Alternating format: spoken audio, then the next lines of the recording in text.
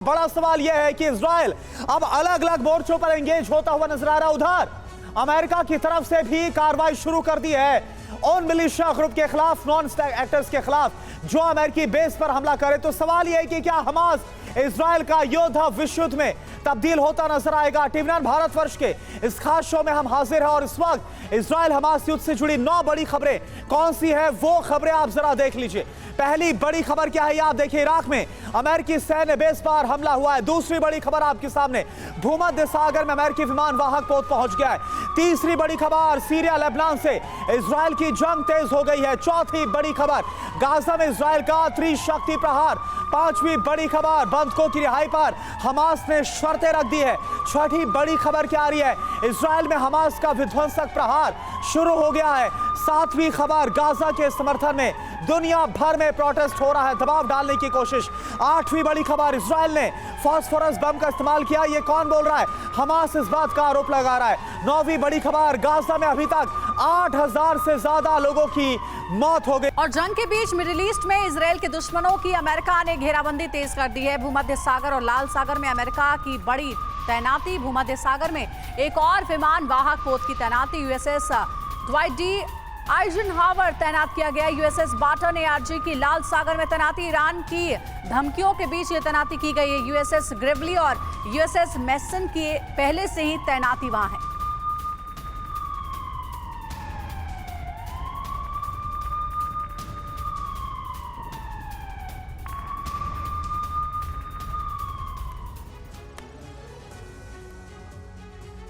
तो आप देखिए किस तरह से जो अमेरिका है उसने बाहुबली की तैनाती कर दी है। और इसका मतलब क्या, तैनात क्या किया गया है यह आप जानिए। क्या क्या तैनाती इस वक्त मिडिल ईस्ट में अमेरिका की नजर आ रही है। ग्राफिक्स के जरिए आपके सामने एक और विमान वाहक पोत तैनात किया गया। और कहां पर तैनात किया गया है, भूमध्य सागर मेडिटेरियन सी में यूएसएस ड्वाइट डी आइजनहावर को तैनात किया गया। और साथ ही USS Dwight D Eisenhower control operation centre की तरह काम करता है। इसके बारे में खासियत आपको बता दें, जानकारियां इकट्ठा करने में बेहद कारगर है। प्लेन लॉन्च करना, रिकवर करने में काफी सक्षम है, मिसाइल हमले से बचाने में यह काम आता है। और अब आ रही है मल्टी रोल F-18 की। फाइटर जेट्स भी तैनात वहां पर किए गए हैं जो कि मल्टी रोल F-18 बताए जाते हैं। तो देखिए, हम एक्सपर्ट से भी समझेंगे और तस्वीरें भी लगातार आपको दिखाएंगे कि कैसे भूमध्य सागर में अमेरिकी तैनाती की गई है। तस्वीरें देखिए, दिखा रहे हैं आपको भूमध्य सागर में ये अमेरिकी तैनाती। कहा जा रहा है कि ईरान की धमकियों के बीच अमेरिका ने अपनी तैनाती बढ़ा दी है। विमान वाहक भी देखिए तैनात किए गए हैं और पहले से भी तैनाती थी, लेकिन अब वो तैनाती को और मजबूत कर दिया गया है भूमध्य सागर में। तो अमेरिकी तैनाती बढ़ाने के मायने क्या है, अब हम ये जानेंगे। सबसे पहले स्टूडियो में जो हमारे साथ एक्सपर्ट्स मौजूद हैं उनसे आपका परिचय करा देते हैं। Major general SVP Singh sir है, रक्षा विश्लेषक। महेश सचदेव सर है, former ambassador. Sikandar Rizvi Middle East मामलों के जानकार हैं। ये सभी हमारे साथ यहाँ पर स्टूडियो में मौजूद है। आप सभी का बहुत स्वागत है। सबसे पहले मिडिल ईस्ट मामलों के जानकार सिकंदर रिजवी साहब, मैं आपके पास आना चाहूंगी। हमने एक खबर भी लगातार दिखाई है कि भूमध्य सागर में अमेरिका ने अपनी तैनाती बढ़ा दी है। क्या ईरान की धमकियों से डरा हुआ है अमेरिका कि पहले से भी तैनाती थी कई वहां पर, उसके बाद भी तैनाती और बढ़ा दी गई है? जी, आपने जैसा कहा है और ये भी खबर भी आ रही है कि इराक के अंदर एक अमेरिकन बेस के ऊपर भी ड्रोन से हमला किया गया है। जाहिर है कि वो ईरानियन ड्रोन होगा क्योंकि ईरान अभी ड्रोन का प्रोडक्शन कर रहा है, उसने रशिया तक के भेजे थे जी। इसलिए हो सकता है और इसी वजह से ही कारण है कि अमेरिका प्रिपरेशन कर रहा है किसी भी इस तरह के कोई एक्शन की। और उसने भूमध्य सागर के अंदर अपने फ्लीट भेजी हुई हैं जिसके अंदर हॉर्नेट F-18 जैसे जेट है मल्टी रोल, और उनका इस्तेमाल कर सकता है। और रडार सिस्टम भी उनका काफ़ी लंबे रेंज का है, वो इराक या ईरान तक की नज़र उन पर रखी जा सकती है। और ये जो डेवलपमेंट है ये आने वाले समय के लिए बता रहा है कि युद्ध बढ़ सकता है क्योंकि जो एक्टिविटीज़ चल रही मिडिल ईस्ट के अंदर, जिसमें अभी टर्की के भी बयान आ चुके हैं। टर्की भी जो है वो भी इसी तरह के बयान दे रहा है।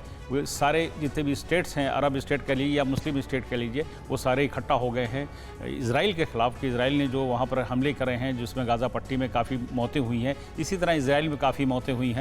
तो उसमें सारे इकट्ठा हो रहे हैं। उसमें बहुत बड़ा इंपॉर्टेंट रोल है अमेरिकन फोर्सेस का जो पहुँच गई हैं। ठीक है जी बिल्कुल। और देखिए सर, एक और बड़ी खबर आ रही है, इसका हम रुख कर रहे हैं। गाजा में भयानक बमबारी जारी इजराइल की तरफ से। इजरायली सेना लगातार गाजा पट्टी पर बारूद बरसा रही है। इजराइल के नए हमले का वीडियो भी सामने आइए, देखिए गाजा पट्टी पर किस तरह से बारूद बरस रहा है। 1 2 3 4 जगह से आप धुएं का जो गुबार है, बारूद का जो धुआं है, वो आसमान की तरफ जो उठता हुआ देख रहे हैं। और इसके साथ साथ ये हमले और ज्यादा इंटेंसिफाई होते हुए, बढ़ते हुए आपको नजर आ रहे हैं। ये तस्वीरें इस बात की तस्दीक कर रही है, इस बात का सबूत कि इस वक्त इजरायली डिफेंस फोर्स की तरफ से कितना बड़ा ऑपरेशन गाजा पट्टी पर छेड़ा गया है।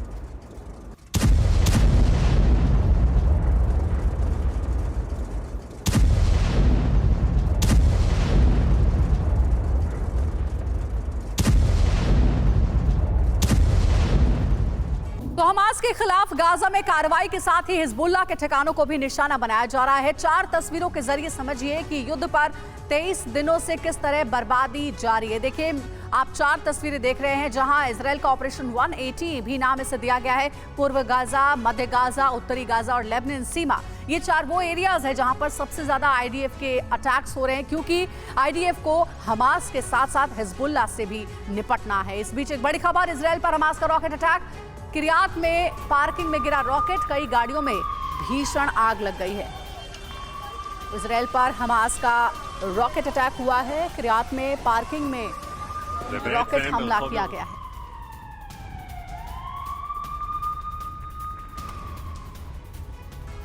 और देखिए, हमास की सुरंग वाली तैयारी क्या है, यह भी आपके लिए जानना जरूरी है। क्या विश्व युद्ध की बारी है? हमास के पास भारी मात्रा में इस वक्त ईंधन मौजूद है। हथियार बनाने के लिए कच्चे माल का जखीरा इस वक्त हमास के पास है। भोजन, पानी, दवा, सबका भंडार स्टॉक हमास ने इकट्ठा कर रखा है। 4 महीने तक जंग लड़ने के लिए पर्याप्त भंडार, 4 महीने तक। आज तो 23वां दिन। हमास लड़ाकों की संख्या 40,000 के करीब बताई जा रही है।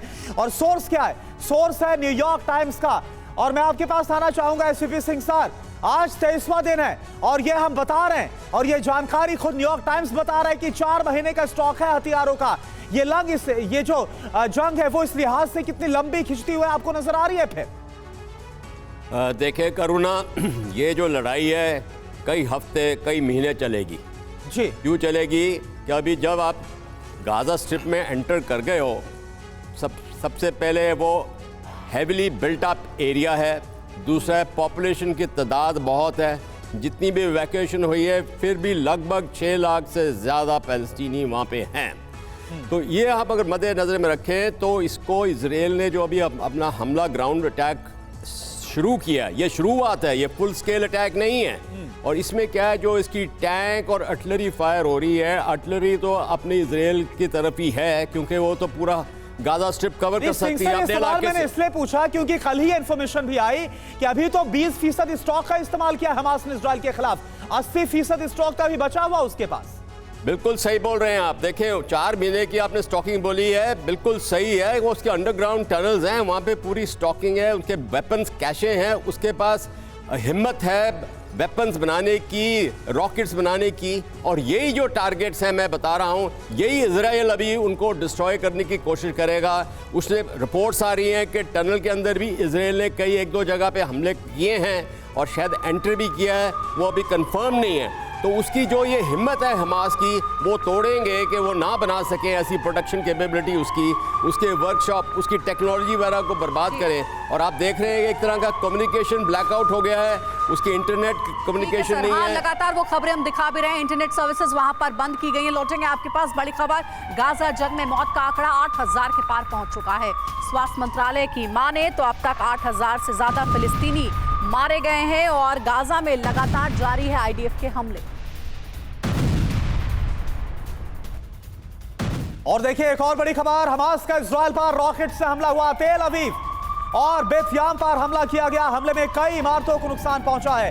तेल अवीव में बंकर में पहुंचे हैं लोग। ये देखिए तस्वीरें आपके सामने, इजराइल का दूसरा सबसे बड़ा शहर तेल अवीव और यहां के हालात आपके सामने।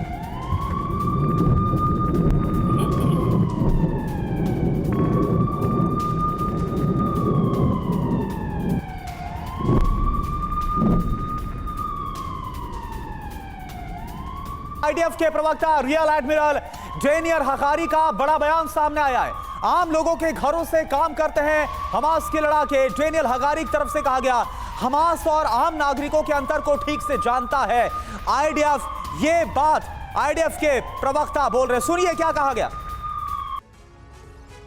और हमारे साथ महेश सचदेव सर भी जुड़े हुए हैं। सर, अभी थोड़ी देर पहले चर्चा हो रही थी जिसमें सिंह सर ने कहा कि युद्ध लंबा खिंच सकता है। क्या इजराइल के सैनिकों का मुकाबला कहीं भी हमास के लड़ाकों से है? क्या हमास के लड़ाके इतनी संख्या में है युद्ध को और 1 महीने तक खींच सके?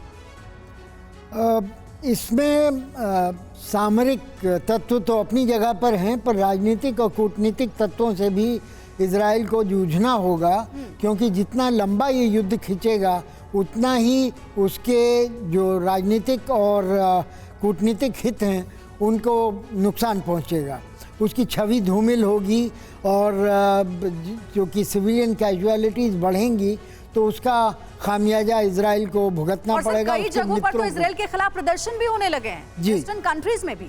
जी, और कई ऐसे देशों में प्रदर्शन हो रहे हैं जो कि औपचारिक तौर पर इजराइल के समर्थक हैं, तो उनकी सरकारों पर भी दबाव पड़ेगा और जितना युद्ध लंबा खींचेगा उतना ही जो हॉस्टेजेस हैं उनकी दशा ख़राब होगी और उनको छुड़ाने में या अदला बदली करने में उतना ही रुकावटें आएंगी। जी, तो चलिए आप से लगातार हमारी बातचीत जारी है, क्योंकि ये आसान नजर नहीं आ रहा ना तो हमास के लिए, क्योंकि मुकाबला कहीं पर नजर नहीं आता, लेकिन इजराइल के लिए भी ये आसान नहीं है कि हमास को जल्दी खत्म किया जा सके। एक और बड़ी खबर, बंधकों की रिहाई पर यह बहुत बड़ी खबर है। हमास ने रिहाई के लिए शर्तें रखी हैं, बंधकों के बदले अपनों की रिहाई की मांग, जेलों में बंद सभी कैदियों की रिहाई की मांग रखी गई है। तो फिलिस्तीनियों को रिहा करो और जो हमास के पास बंधक है उन्हें छोड़ा जाएगा, यह शर्त रखी गई। और बड़ी खबर, इजरायली राष्ट्रपति नेतन्याहू का बड़ा बयान, बुराई के विरुद्ध मानवता का युद्ध है, हमास को किसी लायक नहीं छोड़ेंगे। तो देखिए, एक बार फिर से नेतन्याहू ने कसम खाई है कि हमास का खात्मा करके रहेंगे, हमास को किसी भी सूरत हाल में नहीं बख्शा जाएगा, क्योंकि ये युद्ध बुराई के विरुद्ध मानवता का युद्ध है। तो आप देखिए कहा क्या जा रहा है, बुराई के विरुद्ध मानवता का युद्ध है। अब इसको लेकर इजराइल के प्रधानमंत्री और क्या बोल रहे हैं, यह आपके लिए देखना बहुत जरूरी है। और शपथ ले रखी हमास का खात्मा करना है, हमारा ये दूसरा स्वतंत्रता संग्राम है, ये बेंजामिन नेतन्याहू बोल रहे हैं, हमास को हिमाकत लायक नहीं छोड़ा जाएगा। जी हाँ, नेतन्याहू आगे कहते हैं कि दोबारा हमले की जरूरत नहीं करेगा हमास, बंधक रिहाई की पेशकश मनोवैज्ञानिक दबाव बनाने की कोशिश है। इजरायली कैदियों को छोड़ने को लेकर के जो शर्त हमास की ओर से रखी गई थी, इसके बारे में यह बयान दिया गया है। सभी फिलिस्तीनी कैदियों की रिहाई की शर्त रखी गई है हमास की तरफ से, यह कहा गया है। सिकंदर रिजवी जी, सवाल मेरा आपसे है, ये जो बात कही जा रही है हमास की तरफ से कि हमारे जो फिलिस्तीनी लोग हैं उनको छोड़ो और बदले में जो बंधक हमारे पास हैं उनको हम छोड़ देंगे, ये जो शर्त है वो कैसी आपको लग रही है? क्योंकि हमने देखा है पहले भी कि एक जो इजरायली उसको छोड़ने के एवज में 1000 से ज्यादा फिलिस्तीनियों को छोड़ा गया। क्या इस बार प्रैक्टिकल आपको लग रहा है? देखिए, ये इतिहास रहा है मिडिल ईस्ट का, खास करके इस क्षेत्र के अंदर, चाहे लेबनान हो, ये आपका गाज़ा पट्टी का इलाका हो या रमल्ला का इलाका हो, गोलन हाइट्स कहते हैं, सिनाई का इलाका देखें, इतिहास में पहले भी यही रहा कि उन्होंने अदला बदली करी है कि हमने अरेस्ट कर लिया या हमने बंधक बना लिया, तुम हमारे बंधक को छोड़ो। जैसे उन्होंने TWA का एयरलाइंस का एयरक्राफ्ट उन्होंने हाईजैक कर लिया था, वो हिजबुल्लाह ही थे, वो 1995 की बात है, उन्होंने हाईजैक कर लिया, बल्कि एक यात्री को भी मार दिया। इस तरह उन्होंने अदला बदली के चक्कर में लोग रहते हैं। मैं एक चीज़ बता दूँ, इनके जितने, मैं यहाँ पर जोड़ देना चाहता हूँ साथ साथ में श्रोताओं के इन्फॉर्मेशन के लिए, जितने ये टनल के अंदर हथियार बना रहे हो या वेपन बना रहे हो या कुछ भी कर रहे हो, सबसे ज़्यादा वहाँ पे डिप्रेशन की एक दवा है जिसको बोलते हैं एक्सेटर, उसको बना रहे हैं। पहले ये बनती थी जॉर्डन के अंदर, जो उनको जोश दिलाती है, उसी बूते से लड़ते हैं। जितने भी मिलिशियाज वहाँ पर हैं इस दवा का जो है इस्तेमाल करते हैं। जॉर्डन को OIC से निकाल दिया गया था इसीलिए कि इस दवा को बंद करो, क्योंकि वो दवा की सप्लाई होती थी और जितने भी मिलिशियाज थे, चाहे अमल मिलिशिया हो, अल-फतह हो, ब्लैक सितंबर हो, ये सारे उसका इस्तेमाल करते थे और आज भी इस्तेमाल कर रहे हैं हमास वाले, क्योंकि उससे जोश बढ़ जाता है, वो निकल के बाहर आ जाते हैं। इस दवा का भी प्रोडक्शन शिफ्ट हो गया, जो गाज़ा पट्टी में होने लगा प्रोडक्शन जब बंद हुआ जॉर्डन के अंदर। हथियार के साथ साथ ये गोलियां भी बन रही हैं जो उनको जोश दिला रही हैं। ये अदला बदली की बात कर रही है, इनको बहुत जोश है। ठीक है सर, देखिए हमारे एक्सपर्ट्स आपको समझा रहे हैं कि इस वक्त क्या हालात है, क्या प्रैक्टिकल पॉसिबिलिटी है और कैसे IDF अपने ऑपरेशन को आगे बढ़ा रही है। सारा जो हमारे एक्सपर्ट्स है वो आपको विस्तार से बता रहे, जानकारी दे रहे। इस बीच एक बड़ी खबर है, उत्तरी गाजा पट्टी पर इजराइल का बड़ा हमला हुआ। IDF ने उत्तरी गाजा पट्टी पर मिसाइल से किया है अटैक। इजरायली सेना के हमले में हमास का सैन्य ठिकाना तबाह हो गया।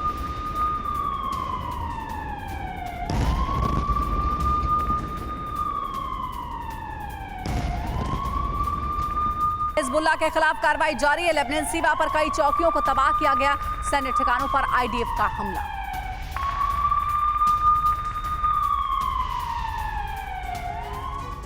और देखिए गाजा के पार इजराइल का जो वार है वो हो रहा है। कई फ्रंट्स पर इस वक्त इजराइल इंगेज होता हुआ नजर आ रहा है।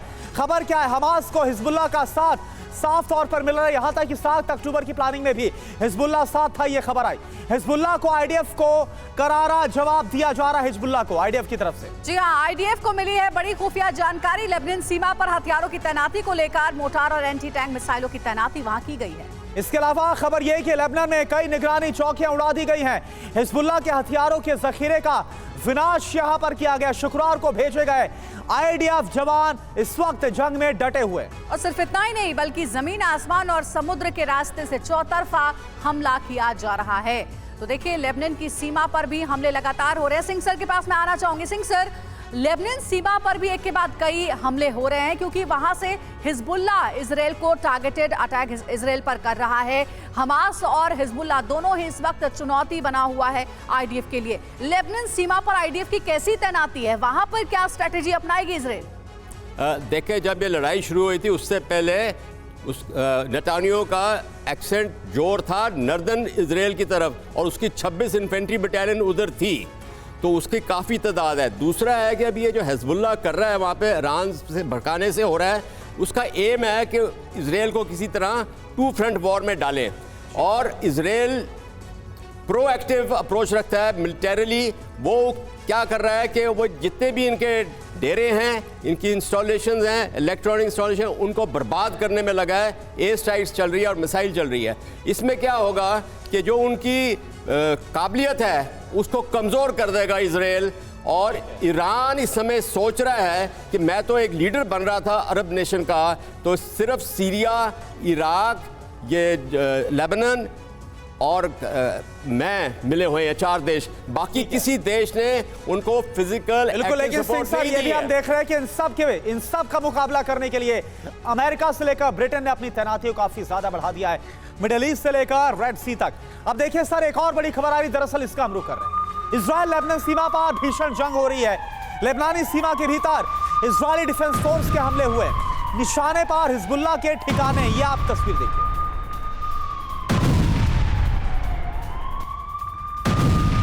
एक और अहम खबर इस बीच आ रही है। 23वें दिन गाजा, लेबनान और सीरिया पर इजराइल का हमला जारी है। सीरिया पर इजराइल ने किया है बड़ा हमला। इजरायली मीडिया के हवाले से यह जानकारी। हमास जंग के बीच सीरिया पर भी हमला। सीरिया में एक सैन्य ठिकाने को निशाना बनाया। इजराइल की बमबारी से सीरिया का सैन्य ठिकाना धुआं हो गया। इजराइल के लड़ाकू विमानों ने सीरिया के सैन्य ठिकाने पर भीषण बमबारी की है। यरूशलेम में आईडीएफ का तलाशी अभियान जारी है। शुआफर शरणार्थी कैंप में छानबीन हुई है। आईडीएफ ने एक फिलिस्तीनी को वहां पकड़ा है। और देखिए तस्वीरें भी आपको दिखा रहे, एक फिलिस्तीनी को आईडीएफ ने पकड़ा है। ये एक्सक्लूसिव तस्वीरें आप देख रहे हैं टीवी 9 भारतवर्ष पर। दरअसल अलग अलग जगहों पर छापेमारी आईडीएफ की ओर से की जा रही है क्योंकि शक है कि जो लोग रहने वाले, जो रहवासी है, वहां पर भी हमास के लड़ाके छिपे हो सकते हैं, फिलिस्तीनी लड़ाके छिपे हो सकते हैं। इसीलिए छापेमारी के दौरान ये गिरफ्तारी हुई है। और देखिए गाजा से एक बहुत बड़ी खबर आ रही है क्योंकि इजरायली डिफेंस फोर्स ने यहां पर अपना इजरायली झंडा फहरा दिया, जो इस बात का सबूत है कि कैसे जो इजरायली डिफेंस फोर्स का ग्राउंड ऑपरेशन है उसमें कामयाबी मिल रही है। और पहला सबूत है ये इस बात का, ये तस्वीरें बहुत अहम है।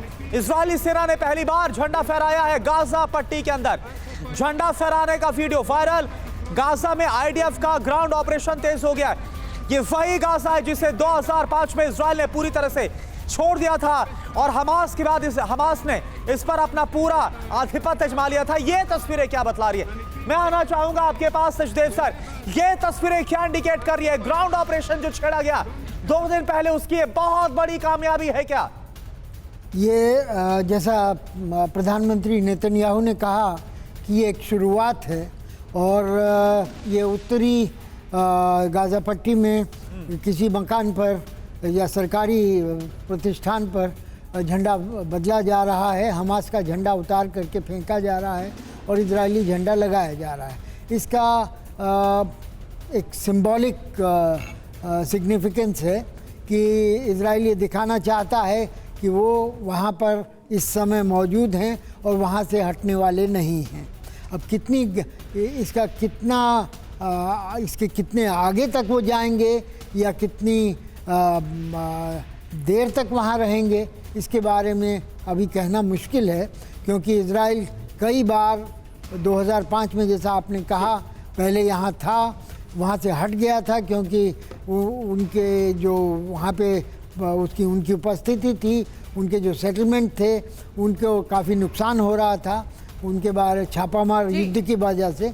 तो अब अगर परमानेंटली रहना चाहते हैं, स्थायी तौर पर आए हैं, तो ये मैं थोड़ा सा इस बारे में मुझे शंका है। ठीक है सर, लौटेंगे आपके पास। देखिए एक और बड़ी खबर, मिडिल ईस्ट में महायुद्ध के खतरे के बीच एक बड़ी जानकारी, अमेरिका जाएंगे सऊदी के विदेश मंत्री, अमेरिकी रक्षा मंत्री से मिलेंगे खालिद बिन सलमान, अमेरिकी एनएसए से भी हो सकती है उनकी मुलाकात। तो देखिए बहुत बड़ी जानकारी सामने आ रही है, सऊदी अरब के मंत्री जो हैं खालिद बिन सलमान वो मुलाकात करने वाले हैं अमेरिकी एनएसए से। सिंह सर, क्या लगता है क्या बातचीत होगी इस मुलाकात में, क्योंकि सऊदी अरब के रुख की अगर बात करें इस युद्ध को देखते हुए तो उतना कड़ा रुख अख्तियार अभी तक नहीं किया सऊदी अरब ने जितना कड़ा रुख ईरान ने अख्तियार किया है। देखिए सऊदी अरेबिया बहुत अहम पोजीशन में है, अमेरिका को उसकी बहुत ज़रूरत है। और आप जानते हैं कि जब खशोगी का मर्डर हुआ था उस समय रिश्ते काफ़ी ख़राब हो गए थे, पर वो बाइडेन एडमिनिस्ट्रेशन ने वो रिश्ते बराबर एक लेवल पे ले आए थे जब उन्होंने खास करके आईएमएफ का ट्रीटी की है और उसकी एग्रीमेंट जो हुई है। तो इसलिए सऊदी अरेबिया बहुत अहम रखता है अमेरिका को, उसको सपोर्ट के लिए उसकी बेसिस है वहाँ पे। और अभी वो जा रहे हैं इसलिए, देखें सऊदी अरेबिया ने सिर्फ बोला है कि हमला बंद होना चाहिए, उन्होंने ऐसी कोई फिजिकल थ्रेट या कुछ सपोर्ट नहीं दी इरानियन बेस्ड जो बैकअप है रीजन के अंदर। इससे ये साफ जाहिर होता है कि रीजनल कॉन्फ्लिक्ट होने की भी चांसेस इस समय कम है मेरे विचार में। और ये जो सऊदी अरेबिया का जा रहा है विदेश मंत्री, ये सब बातचीत होगी वहाँ पे कि किसी तरीके से कंट्रोल में ले आएं। चलिए देखना होगा सर, क्योंकि अभी सऊदी अरब बड़ा बैलेंस नजर आ रहा है और वो खुलकर बहुत कुछ बोलता नजर नहीं आ रहा। हालांकि जो इजराइल के हमले हो रहे हैं, जो आम लोग मारे जा रहे हैं, इसकी निंदा भी वो कर रहा है, तुरंत रुकना चाहिए कहा जा रहा है। अब देखिए इजराइल हमास का ये दुनिया भर में जो प्रोटेस्ट हो रहे हैं यह आपके लिए देखना जरूरी है। गाजा के समर्थन में पूरे विश्व में प्रदर्शन हो रहा है। फ्रांस, इजराइल, वेस्ट बैंक, तुर्की और फिलिस्तीन की तस्वीरें इस वक्त आपके सामने।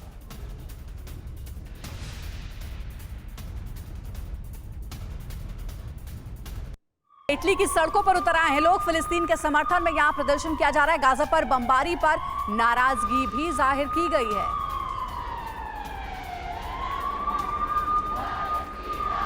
और वहीं फिलिस्तीन के समर्थन में जर्मनी में भी प्रोटेस्ट हुआ है।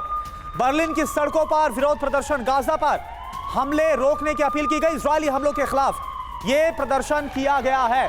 और ये रिजवी सर, मैं आपसे समझना चाहूंगा कि एक तरफ जो वेस्टर्न वर्ल्ड है, जो यूरोपियन कंट्रीज हैं, वो इजराइल के साथ खड़ी है, लेकिन लगातार इन्हीं यूरोपियन कंट्रीज के अंदर इजराइल की कार्रवाई के खिलाफ ये प्रोटेस्ट हो रहा है। क्या लग रहा है इस प्रोटेस्ट का कोई दबाव पड़ेगा यूरोपियन कंट्रीज में कि वो आगे एक्टिव तरीके से शांति को लेकर कोई पहल करें? रिजवी सर, आपसे सवाल है। जी देखिए, जहाँ जहाँ पे ये प्रदर्शन किए जा रहे हैं, ये सारे मुल्क कंट्री जो हैं ये नाटो के मेंबर हैं। और नाटो का मेंबर होने का मतलब होता है कि वो अमेरिका के साथ हैं। ब्रिटेन हो, फ्रांस हो, जर्मनी हो, अमेरिका, ये सब साथ हैं। बिल्कुल, उनके प्रदर्शन से कोई ज़्यादा असर होने वाला नहीं, क्योंकि अक्सर ये लोग प्रदर्शन वहाँ पे करते रहते हैं। ठीक है, इससे कोई फर्क पड़ने वाला नहीं है बिल्कुल भी। ठीक है, कोई फर्क नहीं पड़ेगा, ये जानकारी। और एक और बड़ी खबर, इजरायली डिफेंस फोर्स के सीरिया में भी हमले जारी है। सीरिया बॉर्डर पर इजरायली डिफेंस फोर्स की तरफ से स्ट्राइक की गई। यही वजह है कि हम बोल रहे हैं कि कई फ्रंट्स पर अब युद्ध छिड़ता हुआ नजर आ रहा है। कहीं ऐसा ना हो कि ये युद्ध अगर लंबा खिंचा हमास और इजराइल का, तो इसके बाद ये विश्व युद्ध में तब्दील हो जाए।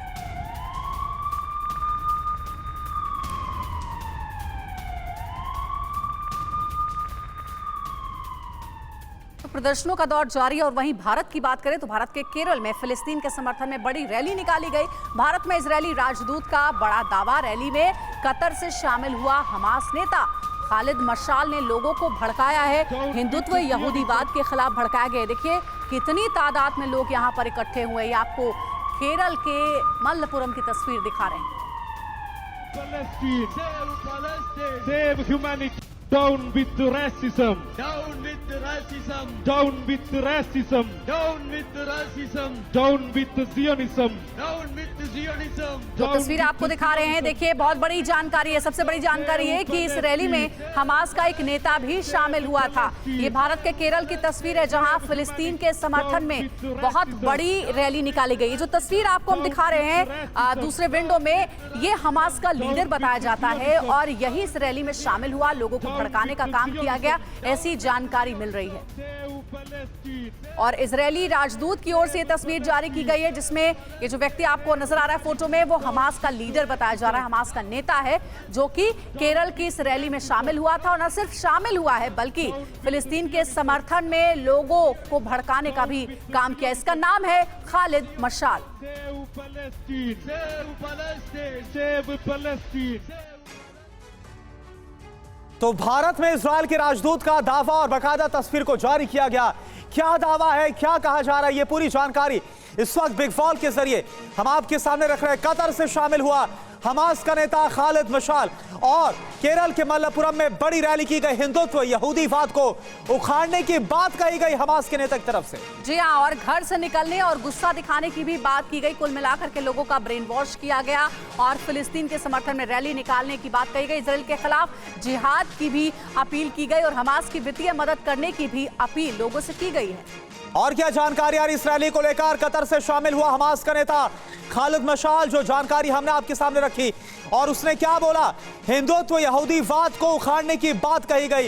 ये जो रुख है वो हमास के नेता की तरफ से रखा गया, यानी इजराइल के साथ साथ भारत के खिलाफ भी जो रुख है वो साफ तौर पर हमास का समझ में आ रहा है। एक और अहम खबर इस बीच आ रही है, वो आपको बता दें, इजरायली जमीनी हमला शुरू करने होने के संकेत दे दिए गए हैं। आईडीएफ के ग्राउंड ऑपरेशन से जुड़ी तस्वीरें सामने आई हैं। ये देखिए, आपको तस्वीरें दिखा रहे हैं और खुद आईडीएफ ने ये तस्वीरें जारी करके बताया है कि अब गाजा में ग्राउंड ऑपरेशन शुरू होगा। ये देखिए कितनी संख्या में आईडीएफ के सैनिक नजर आ रहे हैं, टैंकों के साथ नजर आ रहे हैं और अब ये जो इजराइल के टैंक है वो गाजा पट्टी में कूच कर चुके हैं। तो ये इस वक्त हालात बने हुए हैं ग्राउंड ऑपरेशन की। तस्वीर आईडीएफ ने जारी की। सिंह सर, तस्वीरों को देखकर क्या अंदाजा लग रहा है? क्या बहुत बड़ी जंगी तैयारी हमास के खिलाफ आईडीएफ की टैंक के साथ पहुंच रहे गाजा में? देखिए, ग्राउंड फोर्सेस तो जैसे इनके फेजेस ऑफ ऑपरेशन चल रहे हैं वो तो ज़रूर आएंगे, आना भी पड़ेगा क्योंकि अभी एंटर कर गए हैं गाजा में, तो इसका मोमेंटम मेंटेन करना बहुत आवश्यक है और उसके लिए ये फोर्सेस आएंगे और ज़रूरत के मुताबिक इस्तेमाल करेंगे। पर इस समय जो बिल्डअप हो रहा है वो तो बिल्डअप है और हमले करने के लिए, पर इस समय होगा raids, search and cordon operation होंगे, कुछ एम्बुशेस लगाए जाएंगे जानकारी प्राप्त करने के लिए। अभी भी बिल्डिंग्स के अंदर वेपन कैशे होंगे, लीडर्स बिल्कुल, होंगे। यानी ये जो तस्वीर है वो ये तो बता रही है कि जो इजराइल डिफेंस फोर्स है वो अंदर जा चुकी है, जो थल सेना इजराइल की, लेकिन अंदर बहुत सारे बिल्टअप्स हैं जिसका सामना करना है। एक और बड़ी खबर, ईरान के राष्ट्रपति की धमकी, इजराइल ने हद को पार कर दिया ईरान की तरफ से। यह कहा गया, अब इस धमकी का मतलब क्या समझे, इजराइल ने हद को पार कर दिया, इसका क्या समझे? क्या ईरान एक्टिवली इस युद्ध में शामिल हो सकता है? क्या ये इससे मतलब निकल रहा है? बड़ा सवाल।